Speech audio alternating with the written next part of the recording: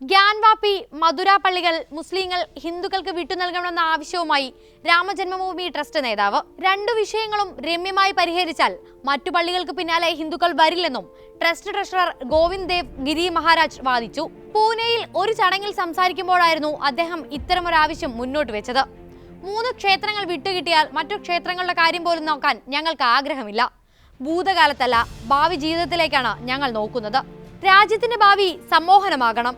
ഈ 3 ക്ഷേത്രങ്ങൾ, അതായത് അയോധ്യ, ഗ്യാൻവാപ്പി, കൃഷ്ണ ജന്മഭൂമി, ഇവ സമാധാനപരമായി ലഭിച്ചാൽ മറ്റെല്ലാം ഞങ്ങൾ മറക്കും എന്നാണ് ഗോവിന്ദ് ദേവ് പറഞ്ഞത്. 3 ക്ഷേത്രങ്ങളുടെ കാര്യത്തിലും കൈകൂപ്പിയാണ് താൻ അപേക്ഷിക്കുന്നതെന്നും അദ്ദേഹം പറഞ്ഞിരുന്നു. അധിനിവേശകരുടെ ആക്രമണത്തിലുണ്ടായ വൻ മുറിവുകളാണ് 3. ജനങ്ങൾ അതിന്റെ വേദനയിലാണ്.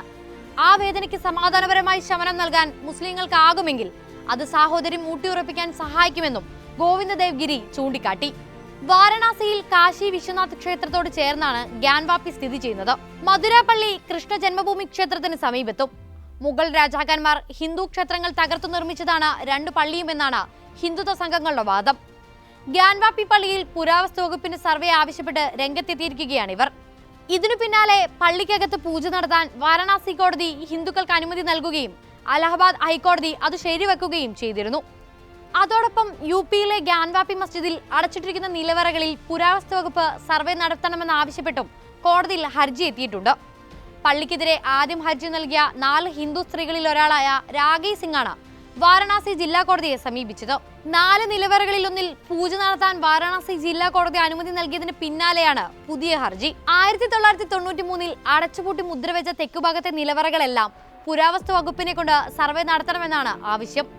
നിലവറകൾ സർവേ ചെയ്യുന്നത് സമുച്ചയത്തിന്റെ മതപരമായ സ്വഭാവം കണ്ടെത്തുന്നതിന് നിർണായകമാണെന്നും ഹർജിയിൽ പറയുന്നുണ്ട്. പ്രവേശന കവാടങ്ങൾ തടഞ്ഞിരിക്കുന്ന ശേഷിക്കുന്ന നിലവറകളുടെ സർവേ ASI ഏറ്റെടുക്കണം.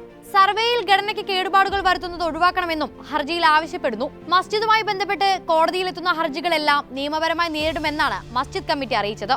അതിനിടെ 1991-ലെ ആരാധനാലയ സംരക്ഷണ നിയമം എത്രയും വേഗം റദ്ദാക്കണമെന്ന് BJP MP ഹർനാഥ് സിംഗ് യാദവ് രാജ്യസഭയിൽ ആവശ്യപ്പെട്ടിരുന്നു.